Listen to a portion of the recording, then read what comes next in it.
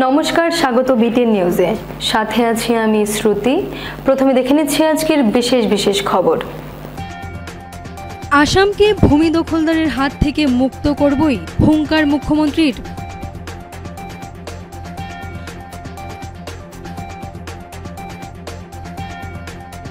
মণিপুরে আসামের দুই কুখ্যাত সাইবার অপরাধীকে গ্রেপ্তার করেছে পুলিশ।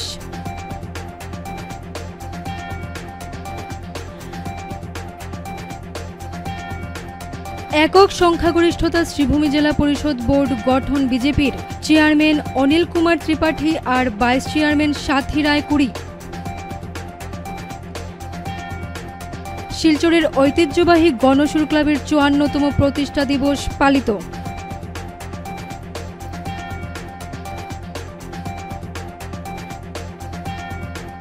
শিলচর ডিএসের মহিলা ফুটবল টুর্নামেন্ট শুরু ৪ আগস্ট থেকে।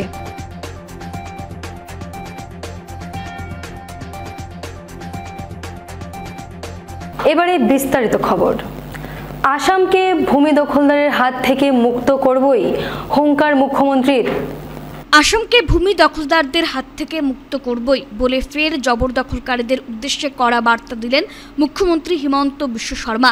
আজ এক প্রতিক্রিয়ায় মুখ্যমন্ত্রী বলেন, অসমিয়াদের সাবধান থাকতে হবে। যদি এখনই সতর্ক থাকি তবে জাতি বেঁচে থাকবে।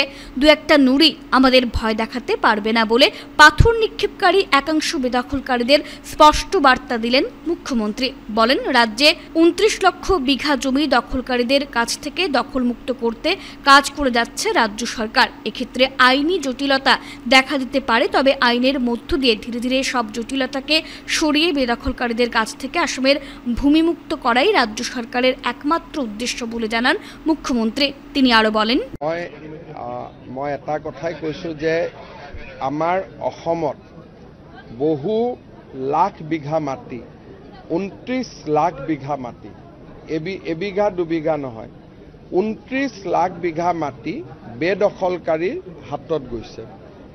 ইমান মানুহ অসমীয়া মানুহৰ হাততো নাই ইমান মাটি, যিমান বেদখলকাৰীসকলে মাটি দখল কৰি ৰাখিছে।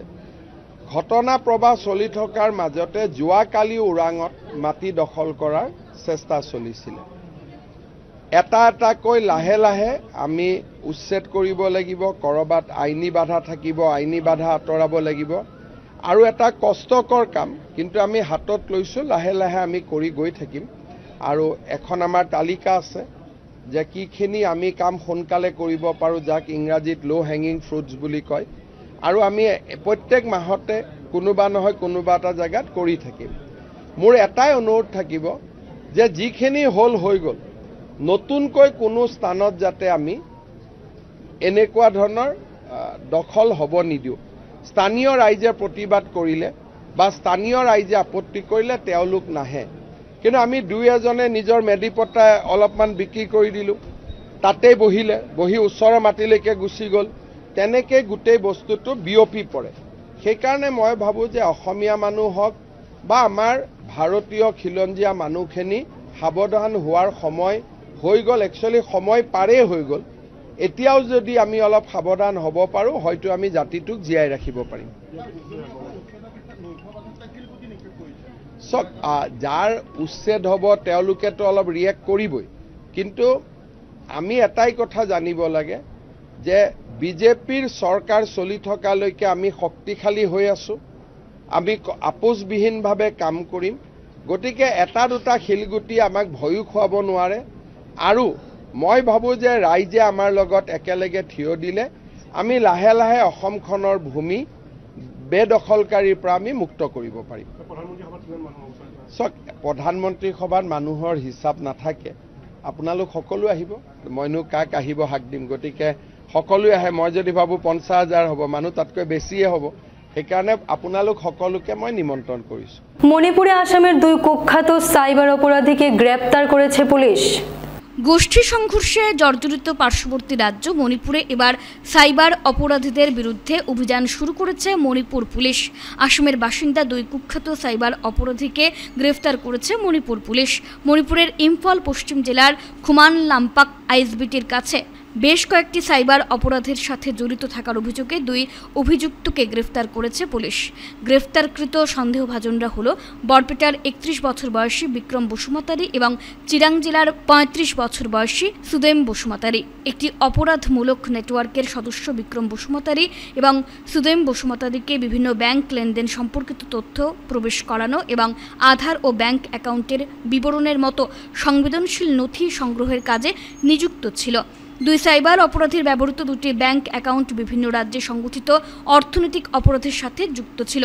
পুলিশ সূত্র জানিয়েছে, জাতীয় সাইবার ক্রাইম রিপোর্টিং পোর্টালে তথ্য রেকর্ড করা হয়েছে। আনুষ্ঠানিকভাবে শ্রীভূমি জেলা পরিষদ গঠন হলো শনিবার। আনুষ্ঠানিকভাবে শ্রীভূমি জেলা পরিষদ গঠন হলো শনিবার। শ্রীভূমি বিজেপি কার্যালয়ে জেলা সভাপতি হিসেবে অনিল কুমার ত্রিপাঠী ও সহসভাপতি হিসেবে সাথী করির নাম আনুষ্ঠানিক ঘোষণার পর বিজেপি কার্যালয়ে উল্লাসে ফেটে পড়েন সবাই। পরবর্তীতে জেলা আয়ুক্তের কনফারেন্স হলে নবনিযুক্ত সভাপতি, সহসভাপতি সহ অন্যান্য জেলা পরিষদ সদস্যদের শপথ বাক্য পাঠ করান জেলা আয়ুক্ত প্রদীপ কুমার দ্বিবেদী। একসময় সভাপতি ও সহসভাপতি হিসেবে গোপনীয়ভাবে ভোটাভুটি হলে শেষ পর্যন্ত জেলা পরিষদ সভাপতি অনিল কুমার ত্রিপাঠী ও সহসভাপতি হিসেবে সাথী করির নাম আনুষ্ঠানিক ঘোষণা করেন জেলা আয়ুক্ত। পরবর্তীতে জেলা পরিষদ কার্যালয়ে এসে সভাপতির চেয়ারে অনিল কুমার ত্রিপাঠী ও সহসভাপতির চেয়ারে সাথী করি বসেন। জেলা পরিষদ কার্যালয়ের পক্ষ থেকে নবনিযুক্ত সভাপতি, সহসভাপতি সহ অন্যান্য সদস্যদের উষ্ণ সংবর্ধনা প্রদান করা হয়। উচ্ছ্বসিত বিজেপি কর্মীরা নবনিযুক্ত সভাপতি, সহসভাপতি সহ অন্যান্যদের অভিনন্দন জানান। ছিল বিজেপি কার্যালয়ে বিশেষ কার্যক্রম। আমার উপর অর্পিত দায়িত্ব সত্য ও নিষ্ঠার সঙ্গে পালন করব।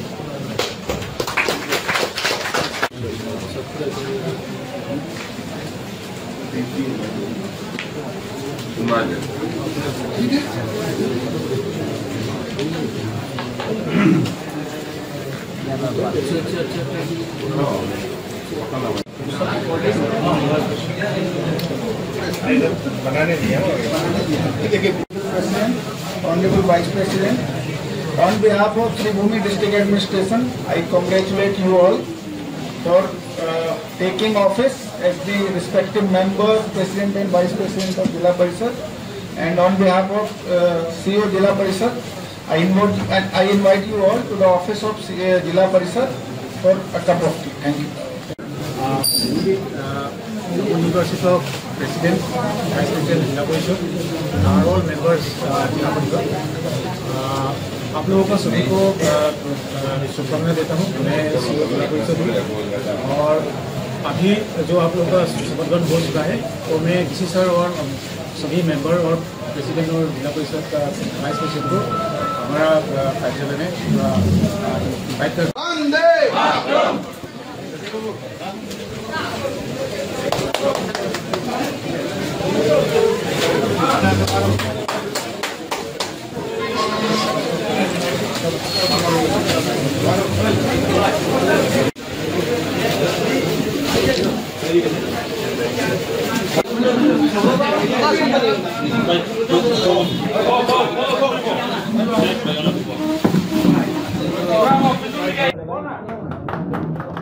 भारत माता की जय, भारत माता की जय, भारत माता की जय, भारत माता की जय, बीजेपी जिंदाबाद।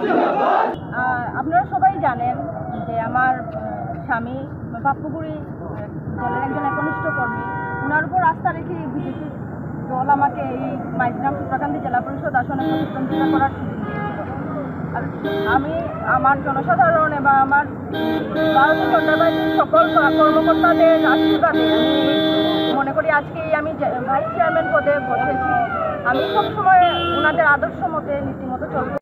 স্বাধীনতার পিছত প্রথমবার যে ভারতীয় জনতা পার্টির নেতৃত্বাধীন জেলা পরিষদ বোর্ড গঠিত হয়েছে শ্রীভূমি জেলাত, আর তার পূর্ণ শ্রেয় মাননীয় মুখ্যমন্ত্রী ডক্টর হিমন্ত বিশ্ব শর্মা মহোদয় দিব বিচাৰিছোঁ শ্রীভূমি জেলার পক্ষৰ পৰা। আৰু এইটো এটা আনন্দ লাগিছে, আমাৰ ৰাজ্যিক সভাপতিৰ যি নিৰ্দেশ সকলো 11জন যে আমাৰ জিলা পৰিষদ জয়ী হৈছে সকলে মানি লৈছে। আর খুব শান্তিপূর্ণভাবে জেলা পরিষদ ভোট গঠিত হয়েছে। আৰু আমরা সকলে উপস্থিত আছিলো আমার রামকৃষ্ণনগরের বিধায়ক বিজয় মালাকাৰ বা আমি আমার বন্ধু স্বর্ণকার ইয়াত প্রভারী হিসাবে আসলে আমার সঞ্জীৱ বণিক, মিশন ৰঞ্জন দাস, সুব্রত ভট্টাচার্য সকলে আসলে আর খুব শান্তিপূর্ণভাবে আজি ইয়াত যেটো ভোটাভুটির মাধ্যমে ইয়াত ভোট গঠিত হয়েছে। আর আমার যে 11 জনেই আমার অনিল ত্রিপাঠী আর সাথী করে উপর পূর্ণ আস্থা ব্যক্ত করেছে আর দলীয় অনুশাসন। শিলচরের ঐতিহ্যবাহী গণসুর ক্লাবের 54তম প্রতিষ্ঠা দিবস পালিত হলো 2রা আগস্ট শনিবার। শিলচরের ঐতিহ্যবাহী গণসুর ক্লাবের 54তম প্রতিষ্ঠা দিবস পালিত হল 2রা আগস্ট শনিবার। বরিষ্ঠ সদস্য সুব্রত রায়ের বাসভবনে সকালে ক্লাবের পতাকা উত্তোলন করেন সভাপতি জয়ন্ত কিশোর দাস। বক্তব্য রাখতে গিয়ে সভাপতি বলেন, 1972 সালের 2রা আগস্ট প্রতিষ্ঠা হয়েছিল শিলচরের এই পুরনো গণসুর ক্লাবের সঙ্গে শিলচরের সাংস্কৃতিক চর্চার অনেক স্মৃতি জড়িয়ে রয়েছে। বিভিন্ন জায়গায় নাটক মঞ্চস্থ করেছেন ক্লাবের নাট্যশিল্পীরা। নাটক মঞ্চস্থ করে কৃতিত্ব অর্জন করে অনেক পুরস্কার লাভ করেছে এই ক্লাব, যা এক গর্বের বিষয় বলেন সভাপতি। এছাড়াও প্রতিষ্ঠা দিবস উপলক্ষে ক্লাবের বিভিন্ন বিষয় নিয়ে এক গঠনমূলক আলোচনা সভার আয়োজন করা হয়। এদিনের সভায় ক্লাবের নাট্যচর্চার পাশাপাশি নতুন প্রজন্মকে নিয়ে একটি কর্মশালা আয়োজন করার প্রস্তাব উঠে আসে। আলোচনায় অংশ নিয়ে ক্লাব সদস্যরা নাটকের প্রতি নতুন প্রজন্মকে আকর্ষিত করতে নানা প্রস্তাব তুলে ধরেন। সাংস্কৃতিক বিষয়ের পাশাপাশি ক্রীড়া ক্ষেত্রে আগামী দিনের নানা পরিকল্পনার কথার উপর গুরুত্ব আরোপ করেন সদস্যরা। বর্তমানে ক্লাবের একটি স্থায়ী ঠিকানা না থাকার কারণে নানা অসুবিধার সম্মুখীন হচ্ছে বলে জানান সদস্যরা। দীর্ঘ 54 বছর থেকে শিলচরের অন্যতম পুরনো এই গণসুর ক্লাবের একটি ঠিকানা ছিল বলে নানা সাংস্কৃতিক পরিমণ্ডলে অংশীদার হতে সক্ষম হয়েছিল, কিন্তু বর্তমানে ক্লাবঘর উচ্ছেদ হওয়ার পর নানা প্রতিকূল পরিস্থিতির সম্মুখীন হতে হচ্ছে বলে মত ব্যক্ত করেন সদস্যরা। এরপরও এমন পরিস্থিতিতে ক্লাব যথাসাধ্যভাবে তার কাজকর্ম অব্যাহত রাখার আন্তরিক প্রয়াস জারি রেখেছে। বিষয়টির গুরুত্ব আরোপ করে ক্লাবের একটি ঠিকানার প্রয়োজনীয়তার উপর জোর দেন সদস্যরা। ক্লাবের প্রতিষ্ঠা দিবসে দিনের কার্যসূচিতে সভাপতি ছাড়াও উপস্থিত ছিলেন সাধারণ সম্পাদক বিভাস রায়, বরিষ্ঠ সদস্য আশিস ভৌমিক, বিজয় খান, প্রদ্যুৎ দাস, রুমি রায়, রাজকুমার রায়, অঞ্জলি দাস, দেবাশিস সোম প্রমুখ। আজকে আমাদের 54তম প্রতিষ্ঠা দিবস। 1972 ইংরেজির এই 2রা আগস্ট আমাদের এই গণসুর সাংস্কৃতিক সংস্থার জন্ম হয়েছিল। সেই দিন থেকে আজকে 54 বছরে আমরা পদার্পণ করেছি। আমাদের কত স্মৃতি এই সংস্থার সঙ্গে জড়িত তা বলে শেষ করা যাবে না।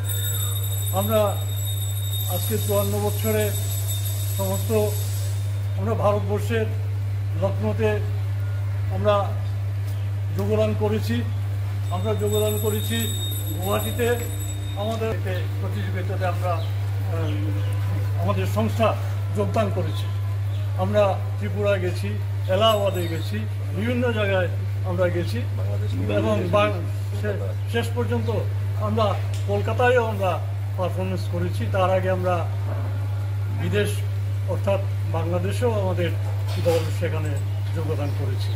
তাই এগুলি বলে শেষ করা যাবে না। আমরা এবং কত পুরস্কার আমরা অর্জিত করেছি এই 53 বছরে তা আমরা আমাদের সংস্থার সেখানে সমস্ত ছিল, কিন্তু আজকে সংস্থার বিল্ডিংটা ভেঙে দেওয়ায় আমরা আজকে গৃহহারা হয়ে গেছি। আমরা আজকে এই জায়গায় আজকে আমাদের এই সংস্থার শম্ভু বাড়িতে আজকে আমরা পতাকা উত্তোলন করতে বাধ্য হচ্ছি। তাই আমি আর বিশেষ দীর্ঘায়িত করছি না, বৃষ্টিও পড়ছে। আমি সবাইকে শুভেচ্ছা জানিয়ে আমার সংক্ষিপ্ত বক্তব্য আমি এখানে শেষ করছি। শিলচর ডিএসের মহিলা ফুটবল টুর্নামেন্ট শুরু হচ্ছে আগামী 4 আগস্ট থেকে। শিলচর ডিএসের মহিলা ফুটবল টুর্নামেন্ট শুরু হচ্ছে আগামী 4 আগস্ট থেকে। কাছাড়ের বিভিন্ন জায়গা থেকে মোট 14টি দল প্রতিযোগিতায় অংশ নিয়েছে। শনিবার তুলসীদাস বণিক কনফারেন্স হলে আয়োজিত এক সাংবাদিক সম্মেলনে একথা জানালেন ডিএসের কর্মকর্তারা। তারা জানান প্রতিযোগিতার চ্যাম্পিয়ন দলকে ক্যাশ অ্যাওয়ার্ড 12,000 টাকা এবং ট্রফি দেওয়া হবে। রানার্স দল পাবে 7,000 টাকা এবং ট্রফি। এছাড়াও বিভিন্ন বিভাগ যেমন best goalkeeper, best defender, best link women এই বিভাগে ক্যাশ অ্যাওয়ার্ড রয়েছে। এবার টুর্নামেন্ট কেন্দ্র করে মহিলাদের দলের সংখ্যা যেভাবে বেড়েছে এতে সন্তোষ প্রকাশ করেন ডিএসএর কর্মকর্তারা। খেলাধুলা মহিলাদের যে সংখ্যায় প্রতিযোগী বাড়ছে সেটা একটা ইতিবাচক দিক বলেন কর্মকর্তারা। প্রতিযোগিতার স্পন্সর হিসেবে এগিয়ে এসেছেন নিশিতেন্দু দাস ও দীপাল কান্তি ধর। এছাড়াও এদিনের সাংবাদিক সম্মেলনে উপস্থিত ছিলেন সংস্থার সভাপতি শিবব্রত দত্ত, ভারপ্রাপ্ত সচিব দেবাশিস সোম, কোষাধ্যক্ষ বুদ্ধদেব চৌধুরী, এজিএস মেজর অরিজিৎ গুপ্ত, ফুটবল সচিব বিকাশ দাস প্রমুখ। এই প্রতিযোগিতা আমাদের কাছে অত্যন্ত গুরুত্বপূর্ণ এই কারণে আমরা বারবার একটা কথা বলে থাকি যে মহিলাদের এই ফুটবল প্রতিযোগিতায় সাধারণত টিম পাওয়া যায় না, কিন্তু এইবারে আমরা অত্যন্ত আনন্দিত যে এত উৎসাহ দেখিয়েছে। আমরা এটাকে open women's prize money football tournament বলেছিলাম, যাতে সবাই অংশগ্রহণ করতে পারে। শুধু কাছাড় জেলা নয়, আমরা অন্য জেলা থেকেও আমন্ত্রণ জানিয়েছি, সাড়াও পেয়েছি আমরা। এখন পর্যন্ত আমাদের 14টি দল এই প্রতিযোগিতায় আগ্রহ দেখিয়েছে এবং প্রতিযোগিতায় অংশ নেবে। আমরা 4 তারিখ থেকে খেলা শুরু করব, নকআউট বেসিসে খেলা হবে। আমরা এই বছরে সাধারণত ফুটবল বা এসব যেগুলো টুর্নামেন্ট হয় সেখানে স্পন্সর আমরা পাই বিভিন্ন ক্ষেত্র থেকে। মহিলা ফুটবলের জন্য আমরা একটা ব্যতিক্রমী স্পন্সর পেয়েছি, তারা হলো হোটেল ভ্যালি ইন। এই যে আপনারা দেখতে পাচ্ছেন, আমাদের সেই দিকটাও লক্ষ্য রাখতে হচ্ছে। আমরা গ্রামাঞ্চলের টিমগুলোকে উৎসাহ দেব, কারণ এতে যদি আমাদের শহরাঞ্চলের মেয়েরাও যদি উৎসাহ পায় তাহলে মনে করব আমরা একটু সাকসেসফুল হয়েছি। ফুটবল মরশুম শুরু করার জন্য একাধিকবার মিটিং করেছে এবং বিভিন্নভাবে একটা রূপরেখা তৈরি করেছে। আর এরই রূপরেখার অঙ্গ হিসেবে আজকে আমাদের এই প্রেস মিট, অর্থাৎ এই 4 তারিখের যে আমাদের ওপেন মহিলা ফুটবল। আর আমি ধন্যবাদ জানাচ্ছি আমার ফুটবল এই সিজন, ফুটবল সিজন তারা একটা প্ল্যান করেছেন। আমি এবার অনুরোধ জানাবো আরকাটিপুর, এরপরে কুম্বা, এরপরে আমার পালংঘাট, এইসব জায়গা থেকে দলগুলো আসবে। আমি প্রথম ভেবেছিলাম 8টা দল হবে, এরপরে হয়ে গেল 12টা দল, এরপরে হয়ে গেল 14টা দল। এরপরে আমি চেয়েছিলাম আরও যদি 2টা দল পেয়ে যেতাম তাহলে আমার পিকচারটা আরও খুব সুন্দর হতো, কিন্তু 2টা দল আর পাইনি। যেহেতু আমি 4 তারিখ স্টার্ট করে দেবো, আর 31 তারিখ আমি লাস্ট ডেট দিচ্ছিলাম, এন্ট্রির লাস্ট ডেট। এন্ট্রির লাস্ট ডেটে শেষ হয়ে গেছে, আমার কাছে কোনো দিন আর আসেনি। 24 তারিখ, 24 আগস্ট মধ্যে 13 তারিখ পরে কিন্তু একটা গেম আছে, পিকচারে দেখবেন। 13 থেকে 20 পর্যন্ত খেলা নেই লেডিস, কারণ 13 তারিখ খেলার পর 14, 15, 16 হয়তো প্রশাসন যে কোনো সময় আমাদের মাঠ নিয়ে যেতে পারে 15 আগস্টের জন্য। 14, 15, 16 ওরা নিয়ে যাচ্ছে, আমাদের খেলা করানো যাবে না। থেকে আমাদের এই মাঠে 2টা সেমিফাইনাল এবং একটা ম্যাচ, ফাইনাল ম্যাচ করার জন্য, সেটা আমরা বিস্তারিত আলাপ করেছি এবং তাদেরকেও দিতে হয়, কারণ ওদের যে প্রবলেম দেখাচ্ছে মাঠ নিয়ে, এটা বিরাট সাংঘাতিক ব্যাপার। আমরা ওদেরকে হেল্প করব, সেই জন্য আমরা আমাদের জেনারেল সেক্রেটারির সঙ্গে আলাপ হয়েছে, ওনাদের জেনারেল সেক্রেটারি আলাপ হয়েছে। এই খেলার পরে আবার আমার এই খেলাটি স্টার্ট করবো এবং 24 তারিখ ধরে নিয়েছি আমি। চিকিৎসকের পরামর্শে মাথায় একাধিকবার অস্ত্রোপচারের পর বর্তমানে অচেতন অবস্থায় শয্যাশায়ী ছাত্রী দুধপাতিল 6ষ্ঠ খণ্ডের ইয়াসমিন বেগম মজুমদার। 7ম শ্রেণীর এক ছাত্রীর মাথায় চিকিৎসকের পরামর্শে একাধিকবার অস্ত্রোপচারের পর বর্তমানে অচেতন অবস্থায় শয্যাশায়ী। তাকে নিয়ে তার দিশেহারা অসহায় পরিবারের কাতর আর্জি সংবাদ মাধ্যমে। ওই শয্যাশায়ী ছাত্রী দুধপাতিল 6ষ্ঠ খণ্ডের ইয়াসমিন বেগম মজুমদার, মালুগ্রাম গার্লস হাই স্কুলের 7ম শ্রেণীর ছাত্রী। তার পিতা পেশায় অটো চালক কবির হোসেন চৌধুরী, তার দাদু আবুল হোসেন মজুমদার সহ পাড়া প্রতিবেশীরা এক সাংবাদিক সম্মেলন ডেকে ঘটনার বিস্তারিত তুলে ধরে সুবিচারের আর্জি জানান। তারা জানান, বছর খানেক আগে আচমকা ইয়াসমিনের মাথার যন্ত্রণার জন্য তাকে চিকিৎসকের কাছে নিয়ে যাওয়া হয়। চিকিৎসকদের পরামর্শে প্রথমে গুয়াহাটি জিএমসি ও পরে শিলচরের বেসরকারি দুটি হাসপাতালে পরপর 3 বার অস্ত্রোপচার করেন চিকিৎসকরা, কিন্তু ইয়াসমিনের শারীরিক অবস্থায় উন্নতি না হয়ে অবনতি হয় বলে জানান পরিবারের লোকজন।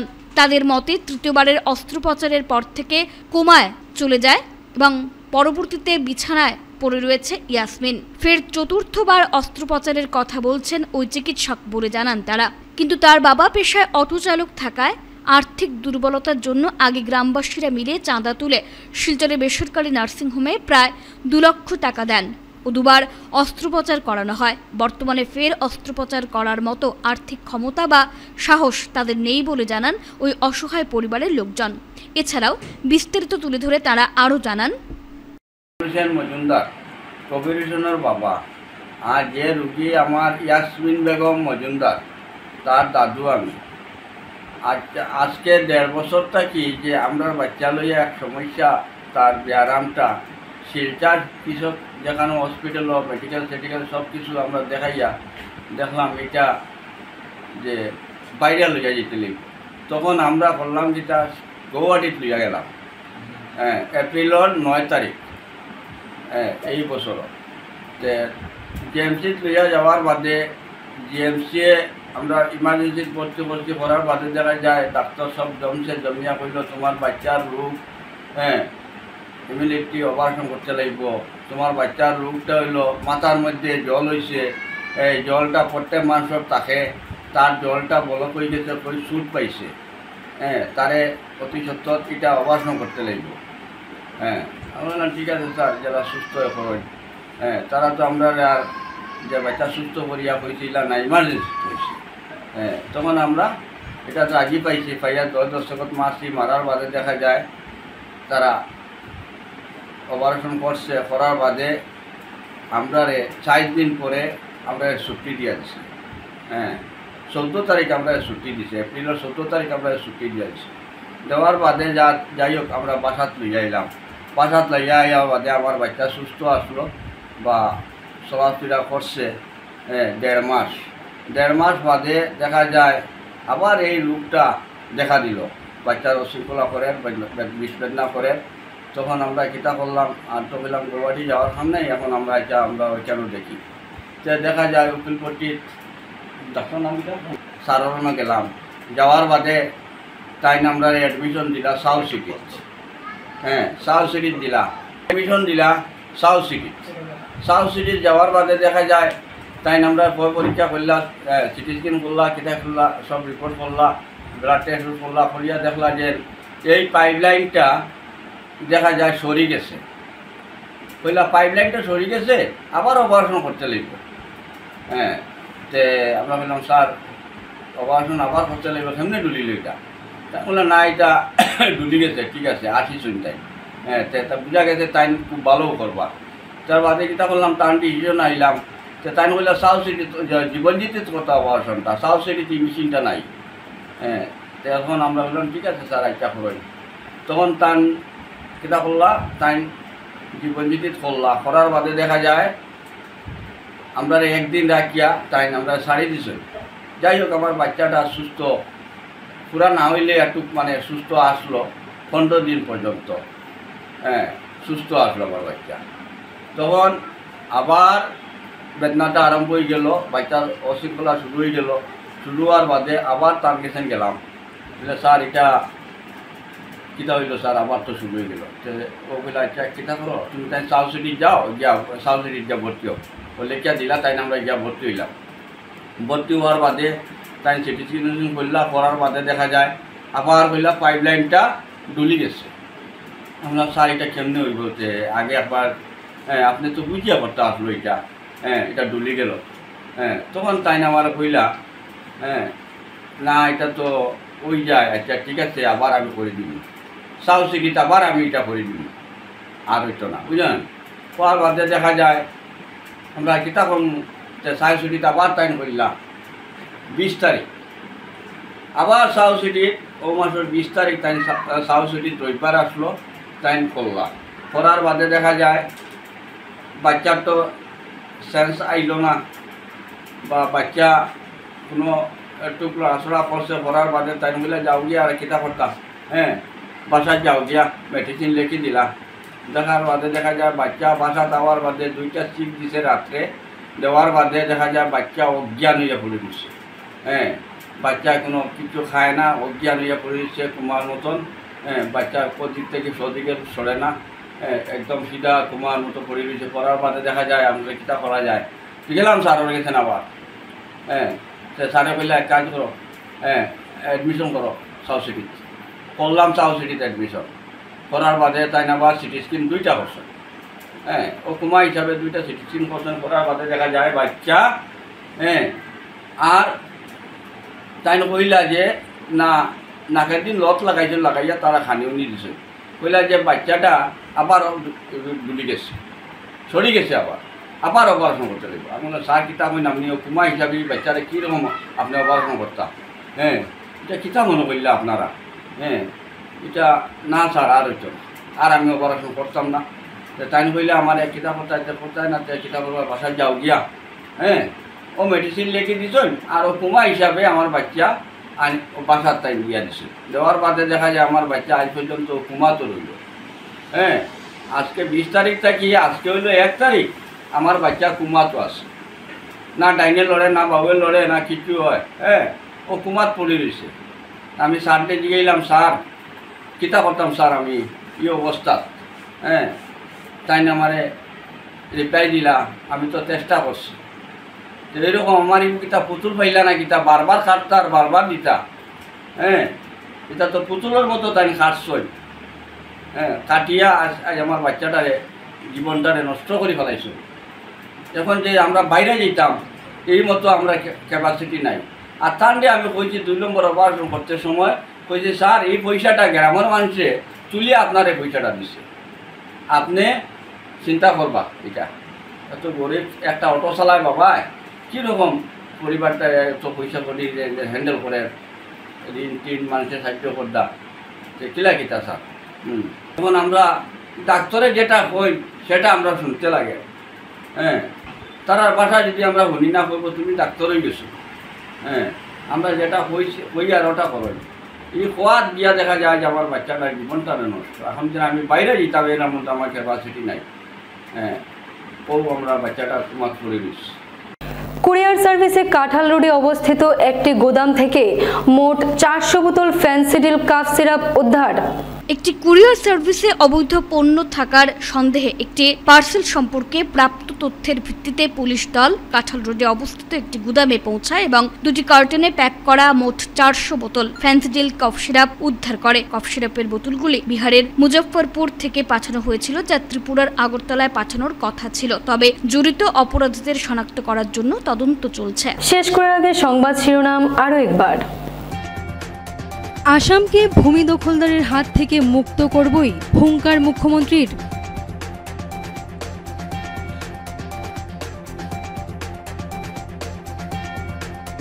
মণিপুরে আসামের 2 কুখ্যাত সাইবার অপরাধীকে গ্রেপ্তার করেছে পুলিশ।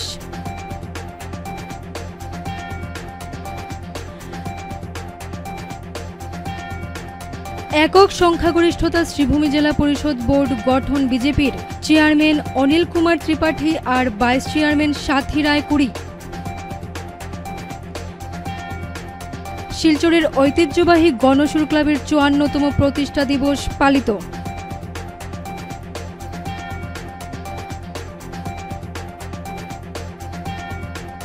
শিলচর ডিএসের মহিলা ফুটবল টুর্নামেন্ট শুরু 4 আগস্ট থেকে।